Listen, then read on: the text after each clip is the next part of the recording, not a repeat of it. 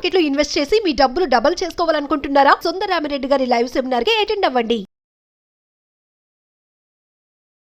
నమస్తే రమగారు. నమస్తే జయ. రమగారు, అహంకార తత్వం అది ప్రతి ఒక్కరికి ఉంటుంది. అది కొన్ని సందర్భాల్లో బయటికి తీయటం ఒక రకంగా ఓకే, కొన్ని సందర్భాల్లో చెల్లుతుంది, కానీ కొన్ని సందర్భాల్లో చెల్లదది, ఎదుటి వారికి కూడా ఇబ్బంది కలిగే విధంగా ఉంటుంది. అలాంటి అహంకార తత్వాన్ని వదిలేయాలి అని మనం ఎప్పుడు పిల్లలకి చెప్తూ ఉంటాం, ప్రౌడీగా బిహేవ్ చేయకు, ఇలా ఉండు అలా ఉండని. కానీ మీరు చెప్తారు ముందు మనం ఫాలో అవ్వాలి జయ, తర్వాత పిల్లలు నేర్చుకుంటారు అని. సో ఇలాంటి ఫీలింగ్స్ నుంచి యాజ్ ఏ మదర్స్గా కావచ్చు, యాజ్ ఏ హ్యూమన్ బీయింగ్ ఎవరైనా కానీ బయటికి రావటం చాలా మంచి పద్ధతి. అది కానీ ఎలా అంటే అహంకారం అంటే నేను అనేది లేకుండా మనం ఎలా ఉండగలం? ఖచ్చితంగా ఉంటుంది. నేను అనేది ఉంటుంది. ఆ నేనుకి ఒక లిమిట్ ఉండాలి కదా. అంటే నాకు వచ్చు, నాకు తెలుసు, నేను సరిగానే చేశాను అని అనుకోకూడదు. ప్రతిసారి ఎలా అంటే చివరి దాకా మనం నేర్చుకుంటూ ఉండాలి జయ. ఎప్పుడైతే నేర్చుకుంటామో అప్పుడు పెద్దగా అహంకారం మనని బాధించదు. మన వల్ల అవతల వాళ్ళు కూడా ఇబ్బంది పడరు. నేను ఇప్పుడు ఏదో ఒక వంట సంగతి తీసుకుందాం, అమ్మ ఆడవాళ్ళ గురించి మాట్లాడుతున్నాం కాబట్టి వంట చేస్తాం, నాకు బాగా వచ్చంటే ఎలాగా? ఇంకా రానివి చాలా, ఇంకా రానివి బోల్డ్ ఉంటాయి, అక్కడే ఆగిపోతాం. ఎప్పుడైతే మనం అహంకరిస్తామో, మనకి చాలా వచ్చని, చాలా తెలుసని, నేను కరెక్ట్ అని అనుకుంటామో, ఇంకా మనం అక్కడ స్టాగ్నేట్ అయిపోతుంది మన బుద్ధి. అలా కాకుండా మనం ఎప్పుడు ఏదో ఒకటి నేర్చుకోవటం, ఏదో ఒక కొత్త విషయం తెలుసుకోవటం, అరే నాకు తెలియదే వీళ్ళు బాగా చేశారు అని తెలుసుకోవటం. దానివల్ల ఏమవుతుందంటే మనం నెంబర్ 1 బ్లిస్ఫుల్గా ఉంటాం, సంతోషంగా ఉంటాం. అహంకారం మనకి సంతోషాన్ని ఇవ్వదు, అహంకారాన్ని మాత్రమే ఇస్తుంది. ఎప్పుడు సంతోషం వస్తుందంటే మనం ఏదైనా ఒక కొత్తది చూసి ఎంత బాగుందో దీన్ని నేర్చుకోవాలి అని అనుకుని మనం కనుక నేర్చుకోవటం మొదలు పెడితే అది మనకి వచ్చేసాక మనకి హ్యాపీగా ఉంటుంది. మళ్ళీ ఇంకొక కొత్తది కనపడుతుంది, అది కూడా నేర్చుకోవటం.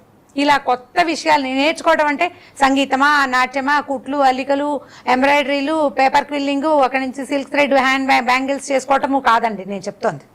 అవి కాదు. నేర్చుకోవటం అంటే విధానం మార్చుకోవటం. ఇలా క్రియలు, కళలు నేర్చుకోవటం కాదు.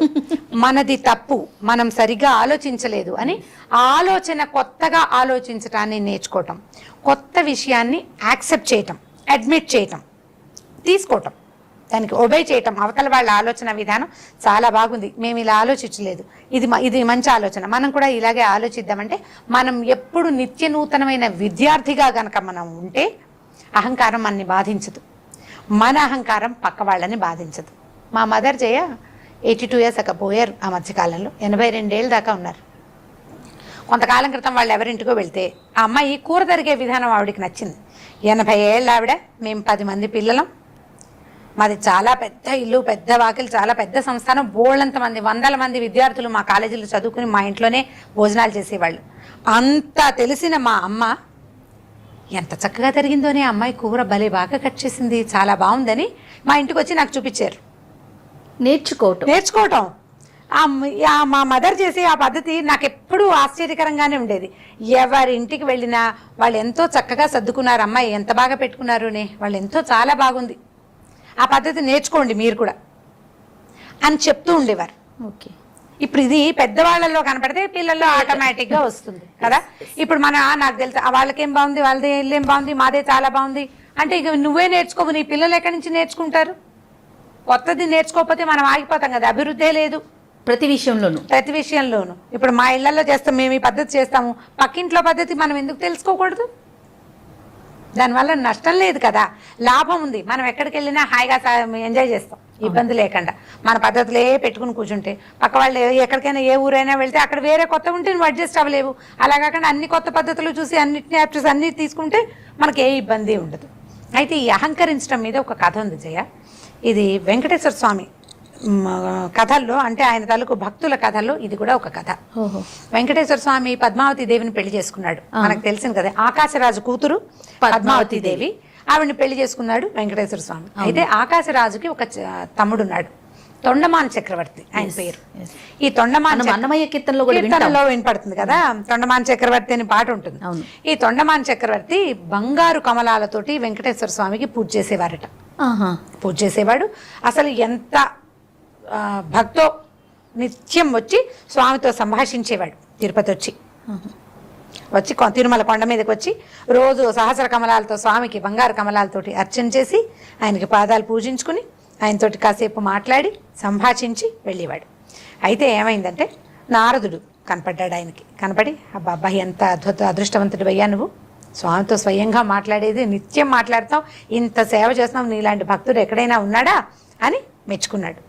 ఈ మెల్లిగా తొండమాన్ చక్రవర్తికి మెల్లిగా అహంకారం పెరిగింది. తానంత గొప్ప భక్తుడు ఎవరూ లేరని ఆయనకి అనిపించడం మొదలుపెట్టింది. రోజులు గడిచాక అది ఎలా అయిందంటే నా అంత వాడిని నేనేనని స్వామికే స్వయంగా చెప్పే ధోరణి వచ్చేసింది ఆయనకి. మొదటి రోజు తనలో అనుకున్నాడు, తర్వాత భార్యతో చెప్పాడు, తర్వాత తన రాజ్యంలో చెప్పుకున్నాడు.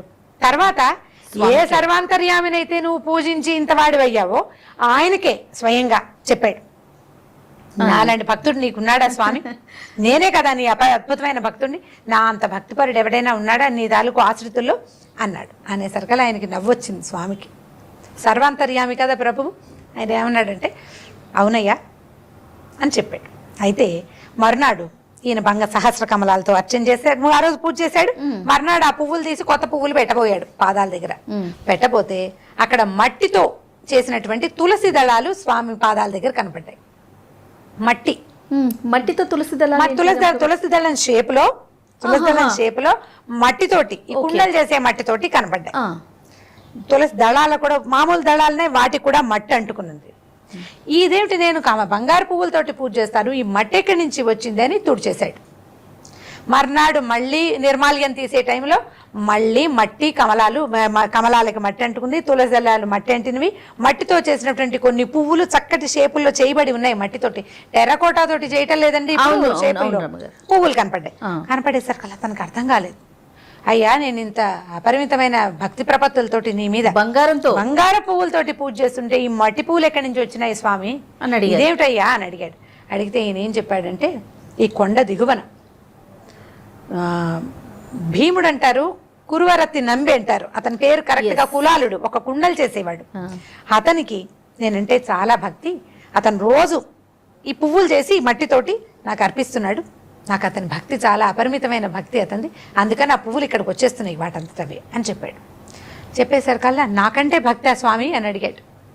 అప్పుడు ఈయన ఏమన్నాడంటే, విష్ణుమూర్తి వెంకటేశ్వర స్వామి ఏం చెప్పారంటే, అతను తాగుతూ తింటూ పడుకుంటూ అంతా స్వామి కరుణేనని తెలుసుకుంటాడు అంటాడు.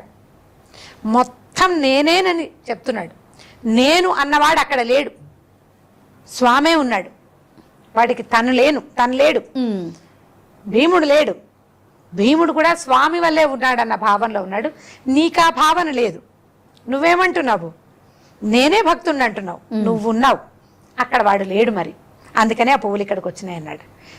ఈయన తొండమాన్ చక్రవర్తి నిర్ఘాంతపోయాడు.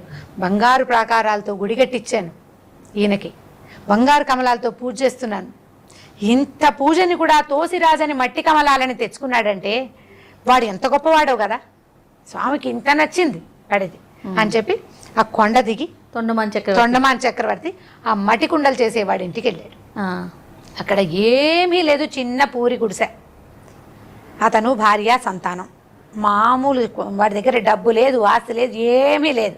కుండలు చేస్తాడు. కుండలు అమ్మితే ఏమొస్తుంది?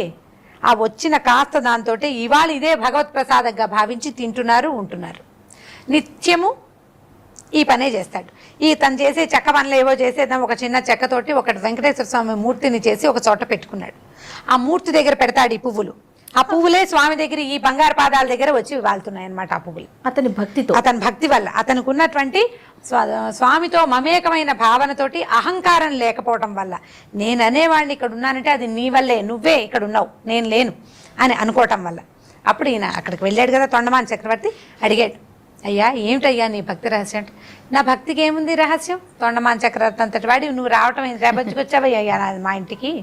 ఏమీ లేదు, భగవంతుడే ఉన్నాడు, అంతకంటే ఏమీ లేదు, నాకు అంతకంటే ఏమీ తెలియదు అన్నాడు. తెలియదు అనేసరికల్లా ఈ రాజు పాదాలు పట్టుకున్నాడు. అయ్యా నా పాదాలు పట్టుకోవద్దు, ఒట్టిగా ఏదో కుండలు చేసుకునేవాడిని అని చెప్పేసరికల్లా ఆ తొండమాన్ చక్రవర్తి ఏం చేశాడంటే, నువ్వు మామూలు వాడివి కాదు, నీ భక్తి ఎలాంటిదంటే నువ్వు ఇక్కడ చేసిన పువ్వులు అక్కడికి చేరుతున్నాయి నాయన అని చెప్పేసరికి అప్పుడు వెంటనే విష్ణుమూర్తి ఈయన లక్ష్మీదేవితో సహా పద్మావతి సమేతుడైన వెంకటేశ్వర స్వామి అక్కడ ప్రత్యక్షమైపోయాడట, వచ్చేసాడు. వస్తే అయ్యో ఇలా స్వామి అమ్మ ఇద్దరు మన ఇంటికి వచ్చారు, మనం ఏమీ పెట్టలేకపోతున్నామని భార్య బాధపడితే వాళ్ళు తామర తూళ్లతోటి కూర చేసుకునే వాళ్ళ. తమాలిని అతని భార్య పేరు, ఈ కురువరత్తి నంబి భార్య పేరు తమాలిని. ఆ నువ్వు ఏం వండావో ఆ పాత్రలో ఉన్న పదార్థాన్ని నాకు పెట్టమన్నట్టు వెంకటేశ్వర స్వామి పెట్టమంటే తామర తూళ్లతోటి. ఇప్పుడు మనం ఈ హిందీ వాళ్ళు హెచ్చుగా చేసుకుంటారు, మన వైపు కనపడదు ఆ కూర, మరి ఎవరైనా ఆ వైపు చిత్తూరు వాళ్ళు తింటారేమో తెలీదు. అయితే ఈయన ఏమన్నాడు వెంకటేశ్వర స్వామి, తమాలిని నువ్వు ఏం వండావో అదే నాకు వడ్డించు అని చెప్తే ఆవిడ తామర తూళ్ల కూరని ఒక పళ్ళెంలో వేసి అన్నం పెట్టి స్వామికి అమ్మవారికి ఇద్దరికి తినడానికి ఇచ్చిందట. ఈ మట్టివాడి కుమ్మరి పని చేసేవాడి ఇంట్లో వెంకటేశ్వరుడు పద్మావతి దేవి ఇద్దరు ఆ తామర తూళ్ల కూరని తిని తర్వాత వాళ్ళిద్దరికీ మోక్షం ప్రసాదించి తిరుమలకి వెళ్ళిపోయారు. ఇప్పటికీ కూడా ఆ తామర తూళ్లతోటి చేసిన ఒక భక్ష్యాన్ని స్వామికి నివేదన చేస్తారట ప్రతిరోజు కూడా. ప్రతిరోజు నిత్య నైవేద్యాలు 16 నైవేద్యాలు ఏదో అంటారు కదా, ఆ తామర తూళ్లతోటి ఒక భక్ష్యాన్ని తయారు చేసి పెడతారు. ఇప్పుడు ఇక్కడ ఇతనికి ఇది ఎలా కుదిరింది? అహంకరించకపోవటం వల్లే కుదిరింది. తొండమాన్ చక్రవర్తి అంత ఇవి పెట్టగలిగిన వాడు, బంగారు కమలాలు పెట్టగలిగిన వాడి కంటే కూడా మట్టి పువ్వులు చేయగలిగినటువంటి మామూలు వాడికి కూడా భగవంతుడి కైంకర్యం చేసుకునే అవకాశం, ఆయన దగ్గర సేవ చేసే అవకాశం, పూర్తిగా కైవల్యాన్ని పొందే అవకాశాన్ని భగవంతుడు కల్పించాడు. భగవంతుడికే ప్రసాదం పెట్టే అంత గొప్ప వ్యక్తిగా అయ్యాడు అతను. ఎందుకంటే అహంకారం లేకపోవటం వల్ల నేను అన్న భావాన్ని పోగొట్టుకోవటం బహు కష్ట సాధ్యం చేయ, అంత సులువు కాదు. అవును. కాకపోతే మనం ఎప్పుడు నేర్చుకుంటే, లెర్నింగ్ ప్రాసెస్ కనుక ఉంటే ఈ నేను ఫీలింగ్ ఉండదు. నేర్చుకుంటూ ఉండాలి. మనం నేర్చుకోవటం వల్ల ఏమవుతుందంటే మన పిల్లలు కూడా విద్యార్థులుగానే ఉంటారు, ఎప్పుడు కొత్త విషయాలు తెలుసుకుంటారు. దాంతో వాళ్ళు అందరితోటి ఫ్రెండ్లీగా చక్కగా ఉండగలుగుతారు. కొత్తవి నేర్చుకుంటూ ఉంటే ఏమవుతుంది, ఎప్పుడు లెర్నింగ్ ప్రాసెస్లో ఉంటారు కదా, బుద్ధి వేరే వాటికి పోదు కూడా. కరెక్ట్ చెప్పారు. వేరే విషయాల్లోకి పోదు. మన వెనక ఆలోచించం, ముందుకే ఆలోచిస్తాం. పురోగతి బాగుంటుంది, ముందుకు వెళ్తాం కదా. ఈ ముందుకు వెళ్ళాలి అంటే ఎప్పుడు నేర్చుకుంటూ ఉండాలి. దానివల్లే నిత్య విద్యార్థిత్వం వల్లే మనకి ఈగోయిస్టిక్ ఫీలింగ్స్ తక్కువ అయిపోతాయి, తగ్గుతాయి. ఎప్పుడైతే మనం ఈగోయిస్టిక్గా బిహేవ్ చెయ్యమో అప్పుడు ఆటోమేటిక్గా మనకి స్నేహాలు, ఫ్రెండ్షిప్లు, తర్వాత ఏమో ఈ మన పని వ్యవహారాలు, అంటే మన ఆఫీసుల్లో కానీ మన కాలేజెస్లో కానీ స్కూల్స్లో కానీ మనం మంచి వాళ్ళుగా పేరు తెచ్చుకుంటాం. దీనివల్ల ఏంటంటే మనకు వచ్చే నష్టం ఏం లేదు, లాభమే ఉంటుంది కదా.